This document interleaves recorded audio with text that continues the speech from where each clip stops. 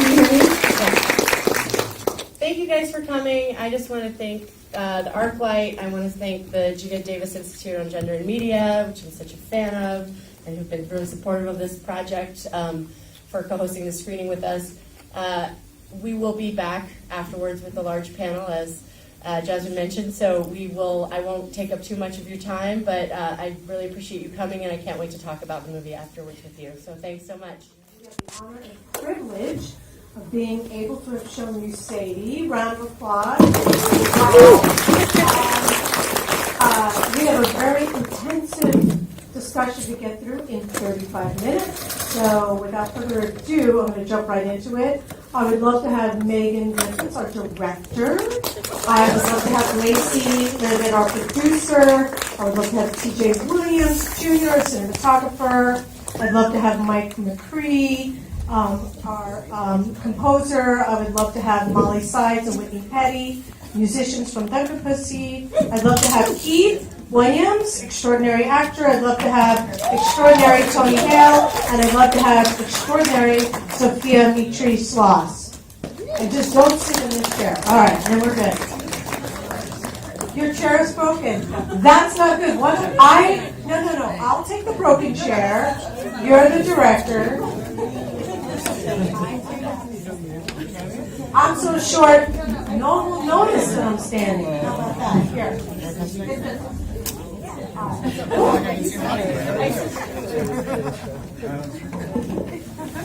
Hi, everybody. Hi.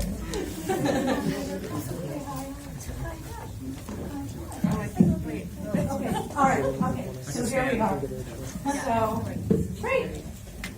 Okay, so, the way this is going to go is we're going to talk about story, we're going to talk about performance, and then we're going to talk about production, because we have a lot to get into. And so, Megan, I'm going to start with you. Why are you still standing? I just would rather stand. All right. So, Megan, so this is your sixth film. It took 10 years for this to come about.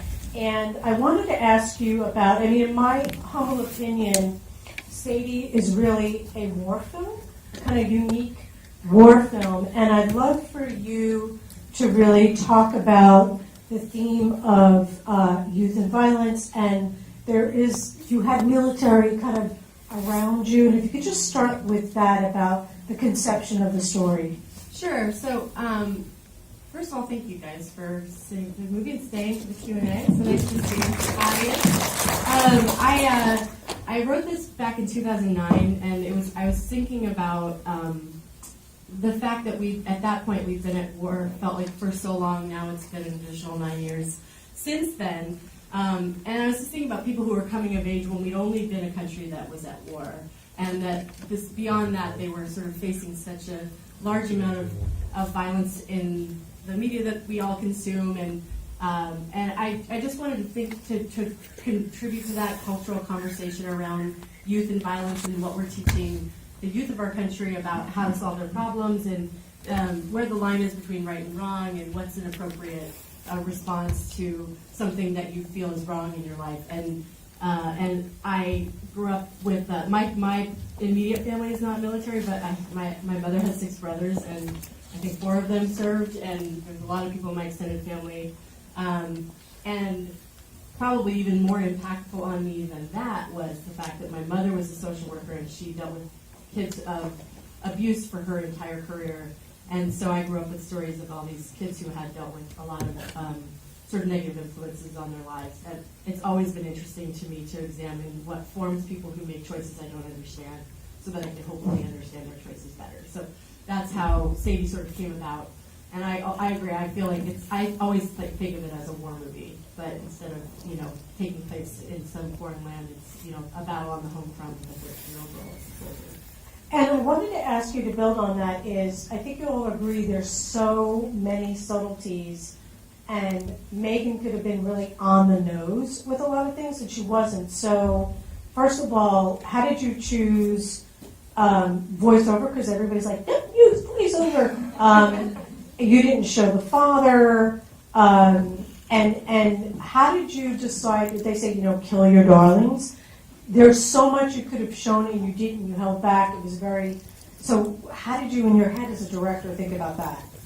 We definitely killed some of our darlings. There's definitely scenes that didn't make the cut. But in terms of, like, voiceover was something that came into the script sort of midway through the process, and then also, we talked about whether or not we would keep it or not keep it over the course of the film, and it felt like the only chance that we got to really hear or see what was happening inside of Sadie. And so it really felt important to include it, and so we could get a glimpse into her inner life that she wasn't sharing with anyone but her dad. But isn't there a funny thing I heard you say that in the trailer you did show your grip guy, Mike, or something? The guy who plays her dad is our key grip, Mike Astle. So, like, he would just be around on set all the time. So, I mean, Sophia would have to, be playing a scene where she's really missing her dad, where the guy who's playing her dad is just, like, setting a C-stand over her head. Wow. So I'm going to move to Lacey and talk about casting. Then I'm going to jump into our stellar actors that we have here. So one of the things I thought was interesting from a lot of the interviews that they did was that they actually held back on casting the actual character of Sadie intentionally. And one of the comments I believe you made was, Melanie as actor bait. And I think you saw Sadie you saw Sophia when she was 7, and I think you saw Keith when he was 6. So all of that, if you could just talk about that, and we're going to jump over to our actors. Yeah, so because the character of Sadie, she's a very specific age, so we were making the film for, over the course of 9 years. So we actually saw a lot of amazing young actresses who we would look and be like, oh yeah, they're really great for this, but not want to reach out to any of them. We wanted to make sure we're ready to go because they age out of that role very, very quickly. So yeah, a lot of the original Sadies that we were sort of had on our Google Doc, they're now renting cars and definitely would have been inappropriate to be our Sadie this last year. So yeah, when we attached Melanie, that was sort of the beginning of the ball really rolling down the hill in terms of being able to make this movie because she is actor bait. We were able to get amazing people like Tony to sign on because of Melanie and her involvement. But we worked with a really amazing casting director named Amy Renee who helped us lock in all of our cast. And once we knew we were going at a specific time, we had Melanie, then we had John, then we had Tony, and we had Danielle. And, of course, we didn't want to cast Frances or Sadie until we knew who were playing their mothers. And then at that point, we had auditioned Keith for a role for a film that Megan and I were producing and actually never got made called Sweet Cheeks. And he was so great in that. And Amy was our casting director on that project, and we both remembered Keith from that. So we're like, what's Keith up to? He was a little young for the role, but we thought it worked anyway because he's so great. And then we announced Sophia because she had played the lead in a role, the film called May 1974, which Janessa, my producing partner, also produced. But that role is very different, so we weren't quite sure if this amazing kid actor in Lane could also be Sadie. And her audition scene was actually the dress scene. And when we saw that, we're like, well, I guess we get to cast Sadie from Seattle because we live in Seattle. We made the film up in Seattle. We honestly never thought we would find our Sadie in Seattle, but she was amazing, and she clearly was Sadie. Absolutely. So I'm going to jump down to Tony, and then I'm going to jump back to Sophia and Keith. So, Tony, you are a multiple threat, 2-time Emmy Award winner, SAG Award winner. In my humble opinion, this was a different kind of role for you from what we've seen. He was still a little emasculated, but I still kept that through line. It was so controlled, it was so subtle, it was so rich. Can you talk about what you read in the script to make you attracted to it, other than I know you and Melanie had worked together, but what drew you to this project? I just worked with Melanie, and she's fantastic. And honestly, I love the story. But I also never been to Seattle, and I was like, I want to go to Seattle. Because I heard 3 times in a month, actually. Yeah, exactly. But I heard it was just such a great crew, and they really, one thing I love to talk about with this experience is just it was such a family environment. Like, they really support each other. And I heard that. But also I Skyped with Megan, and just kind of hearing her vision behind it and just her personality and just passion for the thing that just kind of hooked me in. And I don't know, I really am a huge advocate for that community up there, so I had a blast. Well, fantastic. So I'm going to move to our other actors, Sophia and Keith. And so, Sophia, you've been a leading lady now twice, which is amazing considering your foray into the industry. And one of the things I heard you talk about was, as a kid, she would memorize movies and characters, and she'd perform it for her parents. But I didn't hear you say what it was that you watched that you wanted to memorize and what got you interested in the business, and I'd love to hear more about that. Yeah, well, I didn't watch a ton of TV as a little kid. I watched some movies, and I mean, I love The Sound of Music, and so I think that was probably the main thing that I had memorized. But I think I've always loved film, and I've always loved characters, and the idea of becoming someone else has always, I mean, that's what acting is, but it seemed always like such an amazing thing to be able to do. And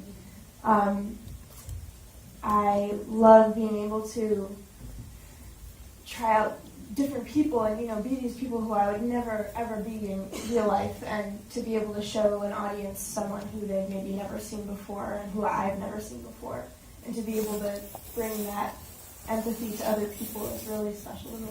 So I think that's what I love most. And so one of the things I learned, and one of the scenes that I thought was very pivotal was the dress scene, and I heard that was also your audition. So tell us all about that, because there was a lot of preparation and...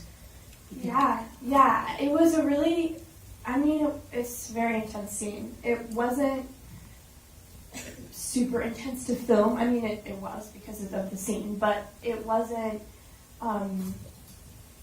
it was never scary. It was never, like, as you watch it, that was never the feeling that I had. And I was so comfortable with the whole cast and the whole crew, and I just trusted the production so much that it wasn't a big deal. It was like filming any other scene almost. It was actually unexpected. Maybe you could talk about this as well, but we weren't planning to film it that day. We were planning on filming it the last day of our set, but Melanie had gotten sick, and so we needed to film one of the big scenes without her, and so we said, yeah, let's do it. But, yeah, they had to do that on a couple hours' notice, just kind of do that scene, and it was good, I think, in a way. It sort of diffused the tension that built up to it. Yeah, I agree. I think if we had filmed it on the last day, it would have been more, we have to do this scene now. But it was so great, and I mean, it couldn't have been better. Yeah, and John was so respectful too. John So Gallagher nice. Jr., who is her scene partner in that scene. It's like, a lot of you're sitting there, with an older man, stripped down to your underwear, and like he just was such a gentleman about it and so generous, I think. Yeah, I totally agree. Yeah. And can you talk a little bit, I thought the whole backpack scene, again, was very dramatic, very important. And I know there's this running theme of kind of youth and violence, but then, there's bullying, there's addiction. Can you talk about that whole backpack scene? Because I can imagine parents saying, oh my God, kid's got a gun in the backpack. But if you could just walk through all that, how you handle that from a production standpoint, because I think you were very sensitive about that. Oh yeah, totally. I was not in the same vicinity as the gun. I was a stand-in, so just from a parental perspective. But maybe do you want to talk about that? Or I can... It also wasn't a firing gun. Right. But yeah, I mean, it's come up a lot in the conversations we've had about the movie, because, the Chekhov rule about introducing a gun, the first act, it has to go off in the third. And I always like to say it goes off in the form of like a bowl of moose in this movie instead of a gun.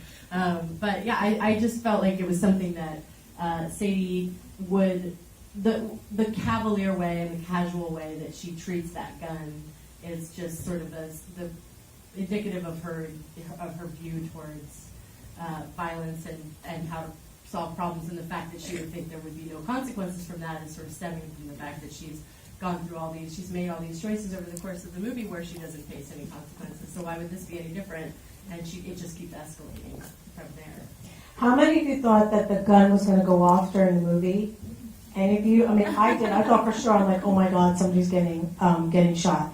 So Keith, I want to turn to you, and I don't know how many of you know Keith's backstory, but it's very interesting. So I know you've talked about it 1,000 times, but if you wouldn't mind talking about how once upon a time you moved to California, and how'd you get into the business?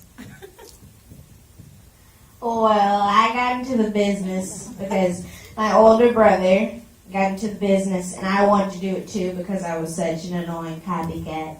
So I took an acting class, and over a month I booked my first commercial. And then it escalated from there. And so on and so on. Yeah. And I started getting these things that I didn't even want to do, and then my mom would say, "Do you know how many kids would kill to be in your position?" I was like, oh. Sadie wasn't one of those, was it? No.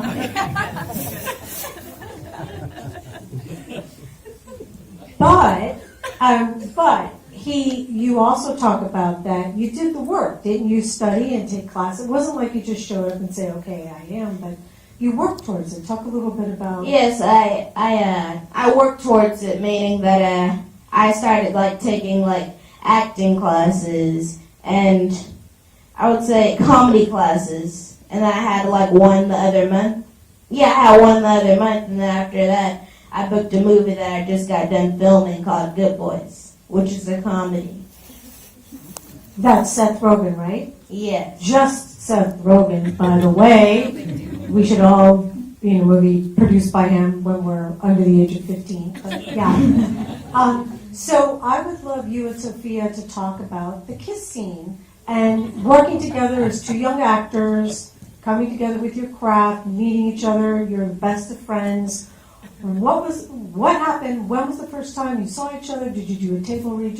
And then the kiss scene, if you could walk us through that. Can I go first? Okay, go first. Okay, I'll go first. So I was cast just a couple of weeks before we started filming, so it was pretty quick, and Keith was cast right after that. And we met just a couple of days before we started filming. But, we became friends, and we were talking on set, and we both, since we're under 18, we were doing school together on set, so we got to know each other, and then, I don't think the kissing scene was too much of a big deal, but maybe Keith has a different story. You want to talk about it? Keith? Well, the kissing scene, I would say, was rough for me because I was 9. And I just kept asking Megan, when is it happening? When is it happening?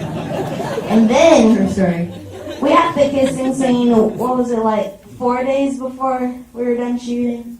Probably 4 days before you were done shooting, yes. Yeah. It's towards the end of your days. So she just threw it on us. I'm like, we have to do this now? And she was like, yeah. It was on the schedule for the entire time for that day. Well, it was on the schedule, but I didn't notice. And then she said, okay, so this is scene 92. I'm like, what scene is this? She's like, this is the kissing scene. I'm like, oh my gosh! And then she said, you guys have to kiss. And then we were practicing. And I was like, she said that I thought we have to kiss during the practicing. And it was crazy. And then one adult, I heard him scream, oh, do you need a breath mint? I'm like, are you serious? So was it a one take? No, actually, I was just going to get to that. It was 16 takes of kissing over and over again. Yes, I did. No, Megan counted. There was Megan 16 counted. takes of no take in this, no shot in this movie. It took 16. Kiss for both of you? Yes. First kiss for both. Yeah. 16 times over. It was not. I think it was more 9, but that's still a lot. I'm like, I didn't want your first kiss to be with a 9-year-old. No, Keith is great. No, we became friends. right? Yeah, we became friends fast. We both liked animals and stuff. Well, it certainly shows. It certainly shows. So there's some other characters that aren't human, but I wanted you, and maybe this is one for TJ to talk about the trailer park as a character, the rain as a character, and how that contributed to the feel and the intensity of the movie. Sure. So if none of you've been up to Seattle before, the rain is always a character. You can't avoid it. And we ended up working a lot of it. And the trailer park, we shot the whole thing practically, and it was a real trailer park, a real living, breathing trailer park where people were living currently while we were shooting in there. So we kind of had our little private cul-de-sac off to the side, but even there there was one guy who lived in a trailer right next to us, and up the ways there was another, and so it wasn't really like it was a vacant set, and it gave it this great claustrophobic nature to keep it in this one little cul-de-sac, and it's kind of their whole lives revolve around these 3 trailers and this long driveway in, and that's all you get to see for so much of the movie, that you kind of are stuck there with them, this unescapable place that you finally, by the end, get to break out of in this one pull-away shot, and you realize, I look off into the distance and I see, I don't know, it's obviously not the real hospital, but I like to see the hospital where she works at, and I see the school where they go to school, and it opens up finally at the end, but for the whole film, it had this really lovely claustrophobic feeling by just shooting in these practical locations. We shot in the real trailer houses, so none of those are sets, when we're shooting inside of Sadie's trailer, we're in the interior of the exterior that you see, and when we shoot in her bedroom, it was hilarious. I'm shoved into a corner, and there's a twin bed that basically goes wall to wall, and you're stuck with them, and it really adds this great feeling at the end of the day that just makes you feel trapped and encased in the space. And I loved it about the film. I think it comes through wonderfully. It really comes through wonderfully. So one of the things I want to make sure I get out for those of you in the audience that are filmmakers is financing. We really know how rough a road it is for independent filmmakers. And so, Lacey, I know this was a project you and Megan had been talking about for 10 years, but it was at the very end that, one person, Eliza Sheldon, came on as EP and financed the film. And there are 2 comments that I would love for you to talk about. One is, well, why do you want to make a movie about a child for adults? And the other one is, which we all talk about this all the time at the Institute, is, can it be a boy? Can the film be about a boy instead? So if you could talk to us a little bit about that. Yeah, I mean, I think, part of the initial idea of what Megan had, what was so interesting to me is, we've seen so many films about, what is our culture violence like due to young men growing up, but, the lens she was looking at, and not just because she's a woman, but I think very interestingly, because we haven't seen it so many times, is what does that do to young women? And, so we sort of, I don't know, maybe because we're women working in film, we sort of knew that would probably be a question we get eventually, and we did actually get it twice throughout the development process, which we politely said, yeah, that's not going to happen. But yeah, so we'd spoken to Liza at a certain point in making the film, and after a couple of years, she was a fan of the film. She herself has a 13-year-old daughter, and just felt really connected to the material, was a big fan of Megan's work, and was just like, not only did she want to come on board, but she wanted to, be the sole financier, and she just wanted Megan to be able to make the film that she was trying to make without basically any strings attached. And we really couldn't ask for a better, setup in that case. That's not always the case when you're making a film. We were very lucky to have such a supportive financier. Well, that's really great. So there's another big character, which is the music, and the music informing the narrative. And so, Mike, there's a few questions I wanted to ask you. Is first about, it's not only composing, but you're looking at the project as a whole, and there's sound design, there's composing, there's beautiful vocals. Can you talk a little bit about what drew you to the project and your thoughts about it? Because there's war sounds throughout. There's amazing composing, there's amazing music cues that really just intensify the action. If you could just talk about your philosophy and how you approached it. Yes, thank you. Well, a little just to start off with a semi-backstory is I had seen Lucky Them, and I really wanted to be Megan ever since seeing that, and had wished I'd done some music for that movie. I love music, but I wanted to work with her for a long time, and then we, through a mutual friend, got to meet each other. And so in terms of creating the music, I tend to I kind of felt the darkness of the movie, and I tend to gravitate towards that because I am from Seattle and it's dark. And I thought it was a beautifully dark story and well acted. And in terms of coming up with themes, it's just this first thing that comes off the top of my head. If I feel what's going on in the scene, that's generally what I create, and it has to be felt first, and then it just comes out of the air. So that's kind of how. And then it works in some scenes, and some scenes it doesn't, and she'll move it. And it's up to where Megan ultimately wants to put it, but it has to come from the feeling first, I guess, if that makes sense. And so, how did the process actually work? Did he was looking at the film, he came up with something, you're like, oh, this is fabulous, or was there any kind of little pushback, or did you see the eye to eye on it? I think we had mostly eye to eye, and I think there was one day I was super cranky, and I want to apologize to you for that right now, because that was super unprofessional of me, and that was not, I think I felt like I wasn't. I don't know what you're talking about. Okay, well, it was, I feel like I shouldn't have acted that way. Anyways, but I feel like I was hopefully listening to your direction and malleable to what you wanted, and it was fun. And I go into the editing session, and then you go, oh no, maybe with that here, or try something different here, and so. Yeah, what I tend to do things a little differently on the composing side, where a lot of people will wait until the film is finished, the picture's locked, and then compose everything from there. And I like to work with the music as I'm cutting and kind of try it in different parts of the movie. And Mike was really integral to that, and delivered just all these great tracks. And some of them were things I was like, God, I love this so much, and then I just couldn't find a place for it. But like so much of it just like seamlessly fit in. And when he and Molly and Whitney down there from Thunder Pussy got together for the first time and just were sort of jamming and trying different things and just laying some stuff down, me and my editor Celia got to go sit in the studio, and it was like such an exciting, fun experience to just watch that all happen and come to be. And it was just like you're sort of geeking out over it. But they were just like, their creative energy was just flowing, and they, like Whitney was playing like 7 instruments, and Molly was just like writing lyrics on the fly. None of the jaw harp made it in the film. Or the thunder too. Or the bongos.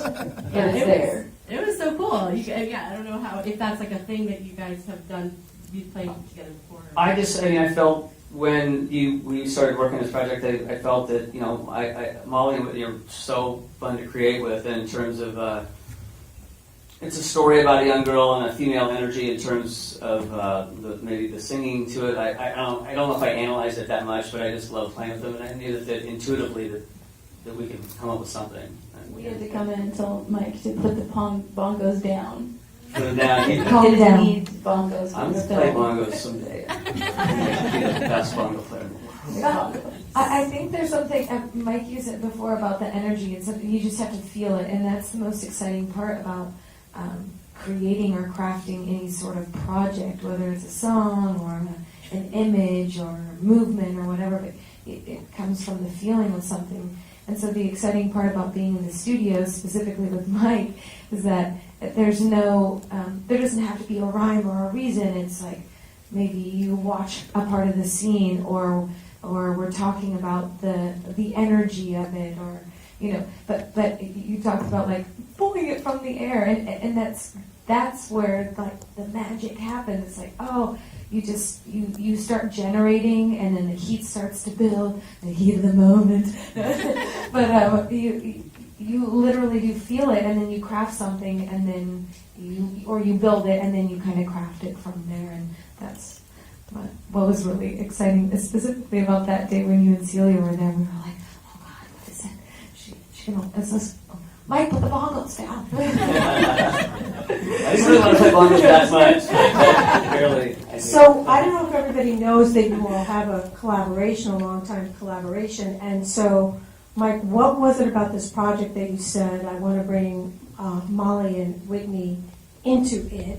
And then I have some other questions for you all. Well, in terms of the Molly and Whitney, I had seen them play the band Thunder Pussy about 2.5 years ago at the Sasquatch Festival, and it just blew my mind. And I asked them, I just became this crazy fan, and I asked if they wanted to do a single on a record label that Chris and I have, and record labels like 45s and stuff, and they did, and that was awesome. And that's the first time I ever got to work with them in my basement studio, and they're just really easy to work with and super talented, and I get energy and ideas playing with them. So they're fun to hang out with too. So.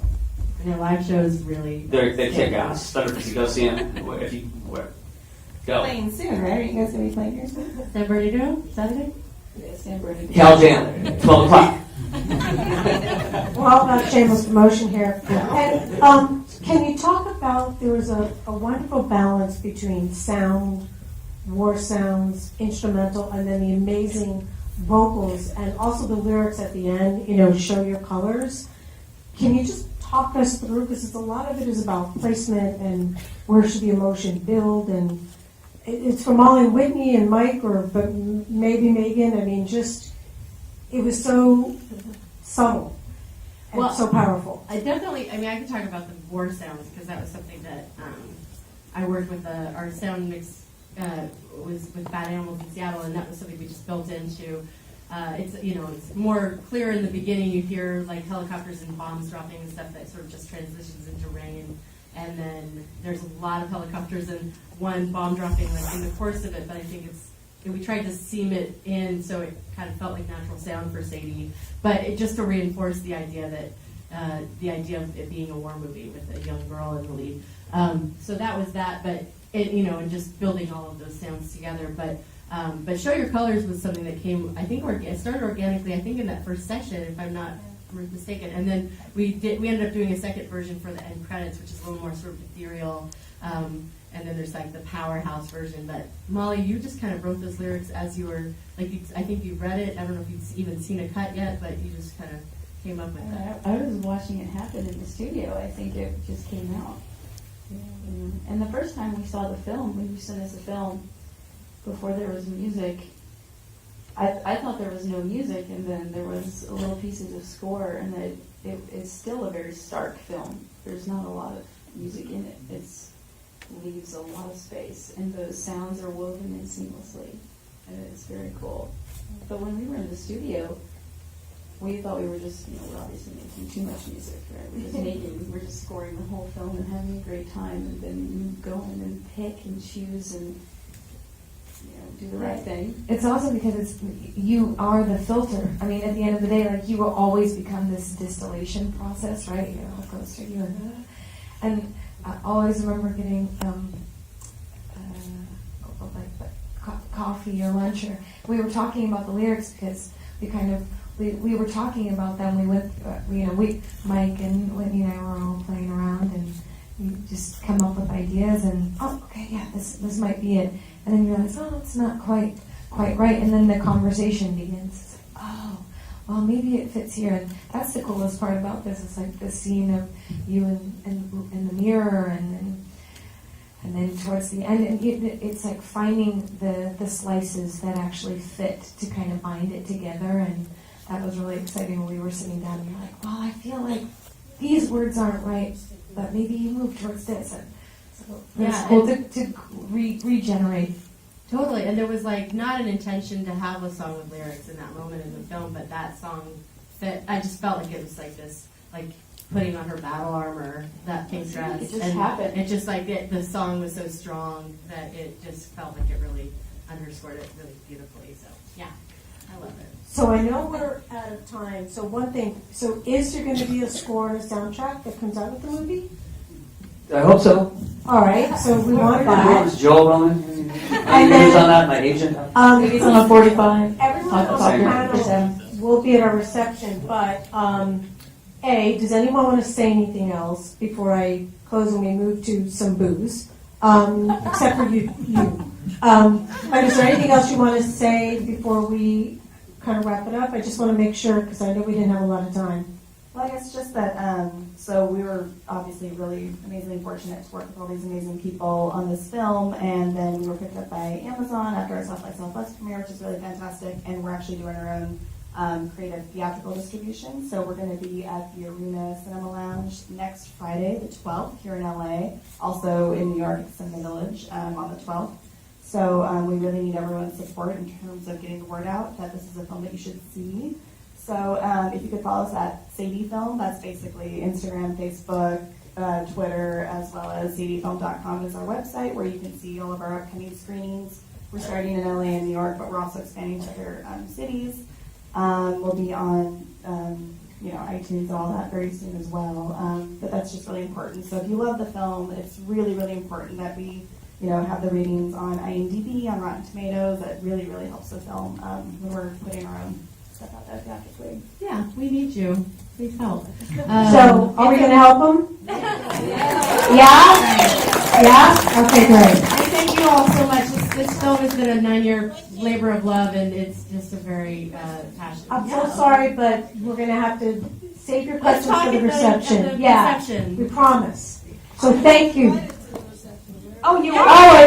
everybody's invited. It's upstairs. It's just upstairs. Just follow the crowd. It'll be like a big swarm up the stairs. 2 floors up. All right. Thank you, everybody. Second floor.